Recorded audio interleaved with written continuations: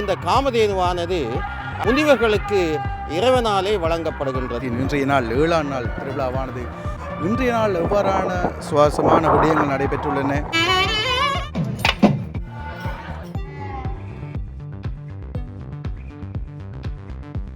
வணக்கம் உறவுகளே, வரலாற்று சிறப்புமிக்க நல்லூர் கந்தசாமி ஆலயத்தின் இன்றைய நாள் 7ஆம் நாள் திருவிழாவானது மிகவும் சிறப்பாக நடைபெற்று கொண்டு வருகின்றது.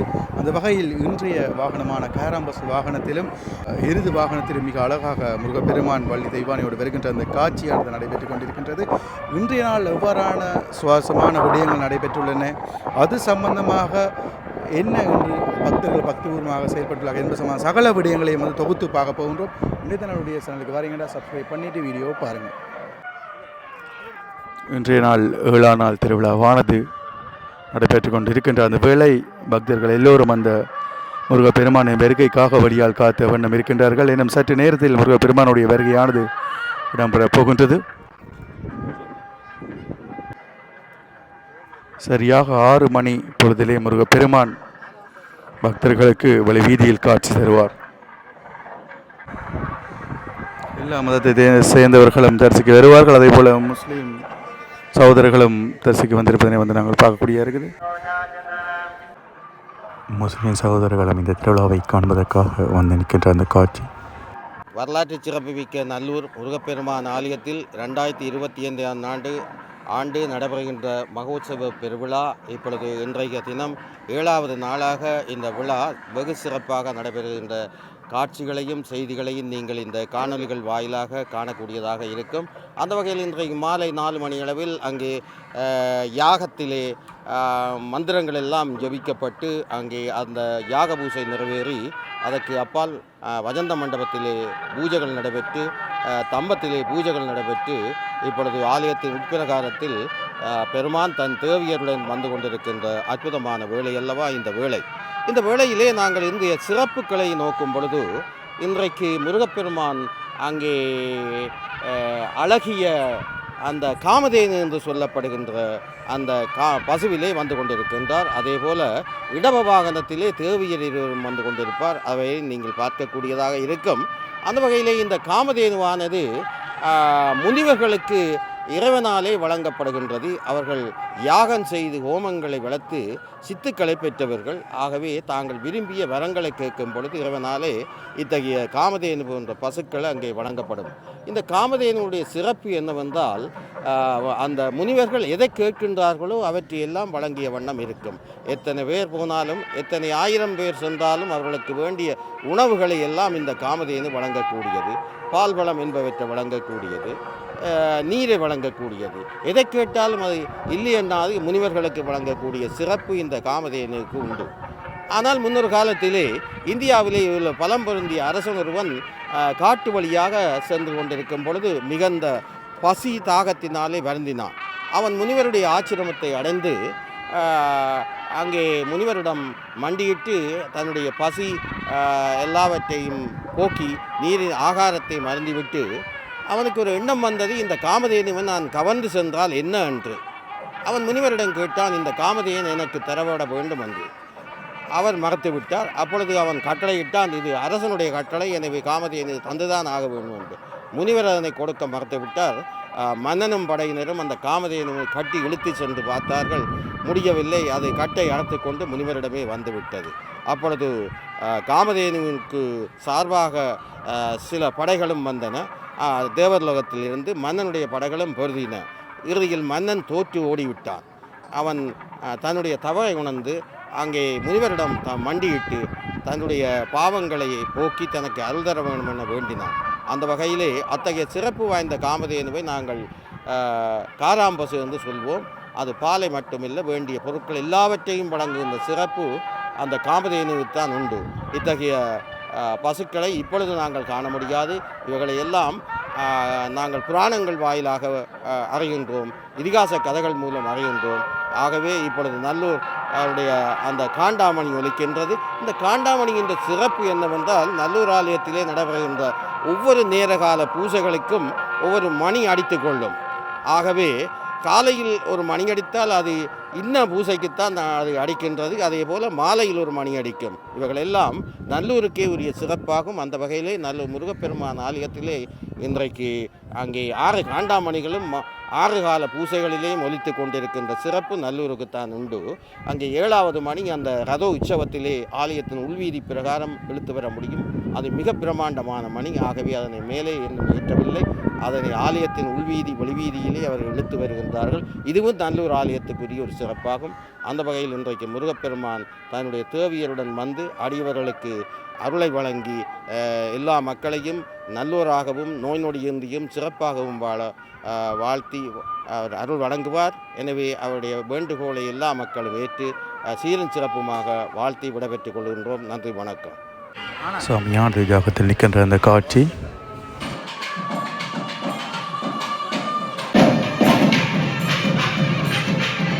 பக்தடியார்கள் அந்த முருகனுடைய வருகையை எதிர்பார்த்து நிற்கின்ற அந்த அழகான காட்சி.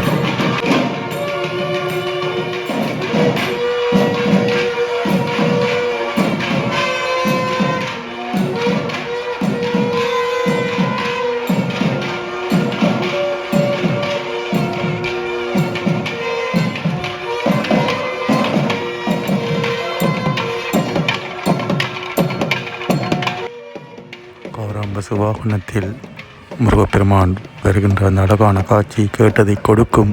அந்த காராம்பசுவினுடைய வரலாறுகளும் மிக சிறப்பானதாகும்.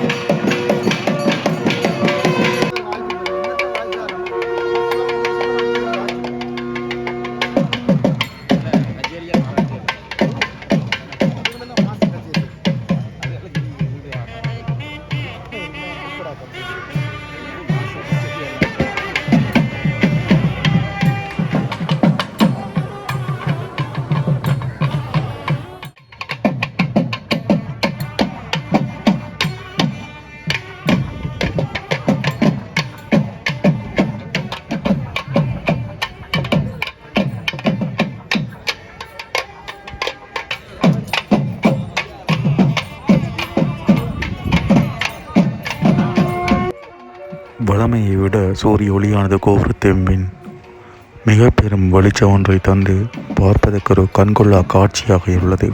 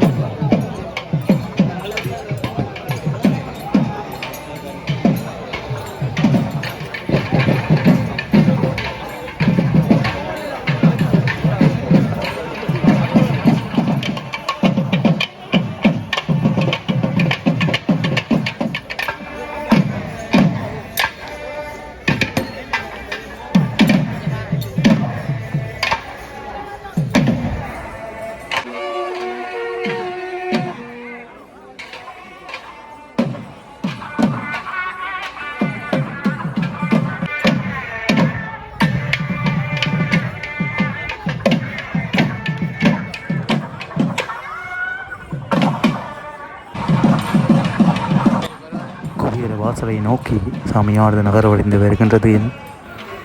பிரசன்னா குருக்களுடைய அந்த அழகான அந்த பாடலை அங்கே பார்க்க முடியும்.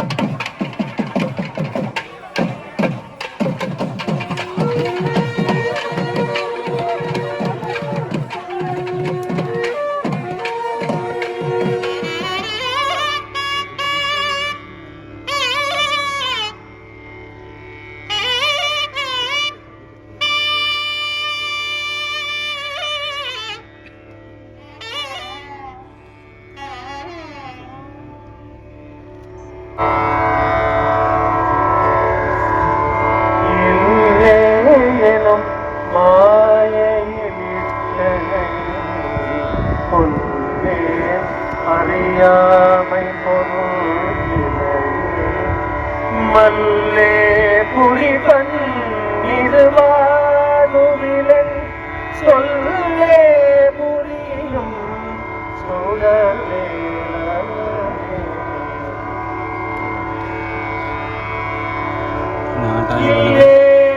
எனும் மாயையில் இத்தனை நீ இல்லறம் என்னும் மாய வாழ்க்கையில் என்னை இட்டு ஏனோ செய்தார் மாயையான இல்லற வாழ்க்கையில் என்னை விட்டு விட்டு வேடிக்கை பார்க்கின்றாயோ தந்தா இல்லே எனும் மாயையில் என்னை இட்டனை நீ பொல்லேனாகிய பொல்லாதவனாகிய பஞ்சபூதங்களுக்கு அடிமையாகி பொல்லாதவனாகிய என்னுடைய அறியாமையை நீ பொறுத்திலையோ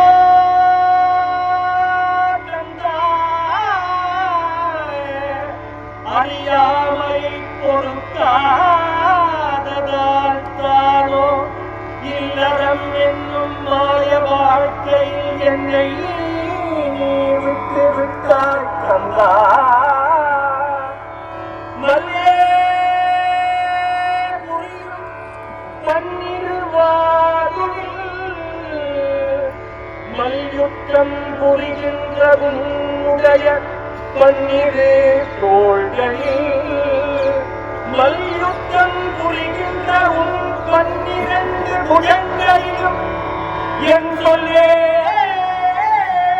புகையும் சுடர்ந்தேனவனே எழிலான எழில் மிகுந்த அழகான அழகே வடிவான சுடரே வடிவான வேலவனே மாய வாழ்க்கையில் என்னை விட்டதனால் என்னை சமாதானப்படுத்தவோ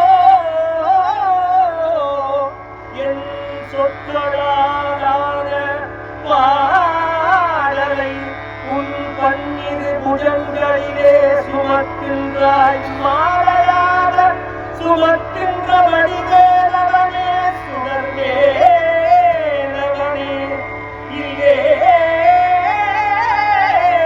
எனும் மாய வாழ்க்கையில் என்னை விட்டது ஏனோ கந்தா நல்லூர் கந்தா மல்யுத்தம் புரிகின்ற உன்னுடைய 12 புஜங்களிலே 12 தோள்களிலும் என் சொல்லே அடியேனுடைய சொல்லையே மாலையாக பாடலையே மாலையாக புனைகின்ற சுடர்வேலவனே கந்தா நல்லூர் கந்தா எனும் மாய வாழ்க்கையில் இத்தனை நீ கொல்லே அறியாமை பொறுத்திலையே மல்லே புரி பன்னிருவாதுவிலே சொல்லே புனையும் சுடர்வேலவனே கந்தா சுடர்வேலவனே நல்லை கந்தா வேல் அவனே நல்லை கந்தா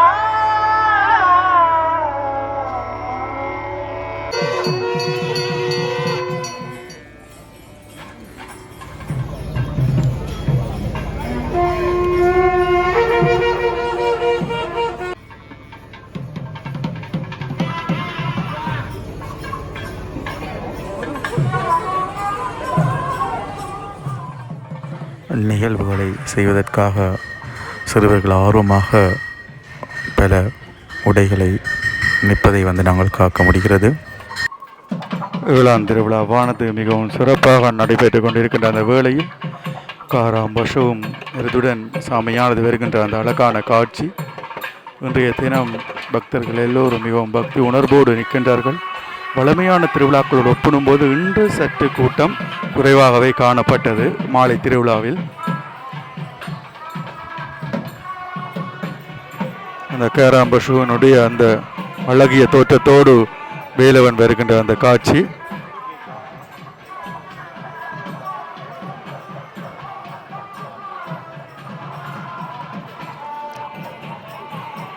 தொண்டர்கள் மிக அழகாக அந்த சாமியை நேர்த்தியான முறையில் காவி செல்கின்ற அந்த காட்சி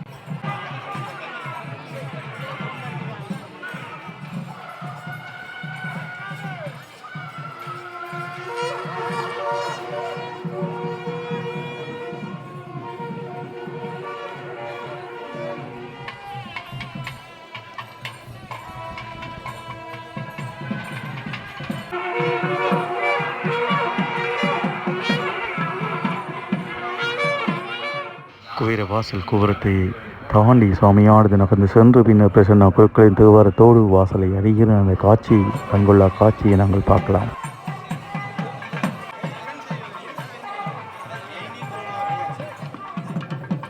மேளங்கள் அடிக்கப்பட்டு சாமியானது வருகின்ற காட்சி, அந்த நெருப்பு தீச்சட்டி பந்தங்களுடன் தொண்டர்கள் வருகின்ற அந்த காட்சியை நாங்கள் பார்க்கக்கூடியதாக இருக்கின்றது.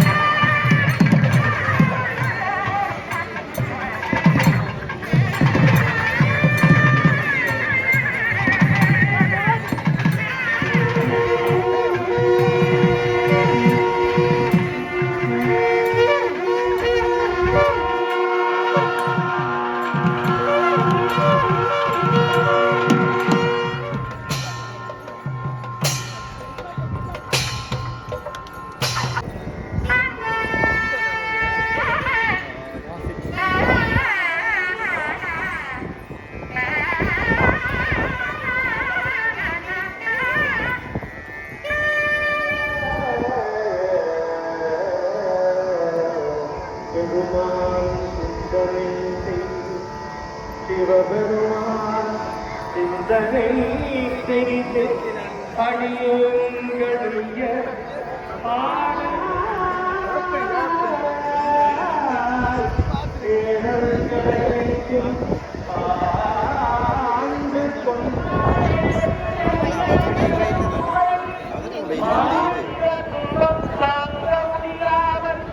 சிவபெருமான்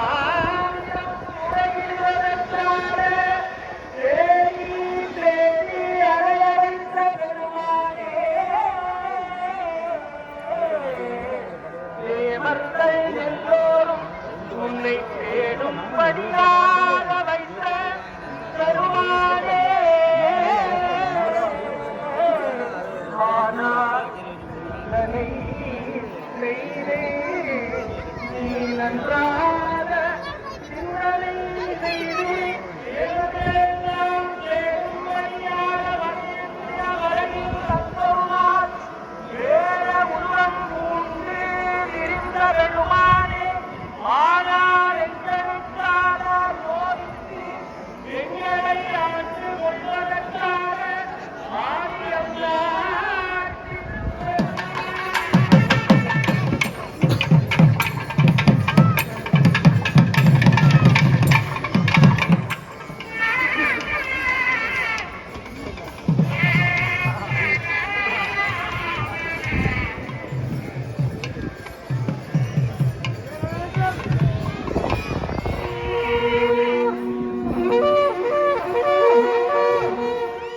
சாமியாண்டு வாசலை நோக்கி நகர்வடைகின்ற அந்த அழகான காட்சி.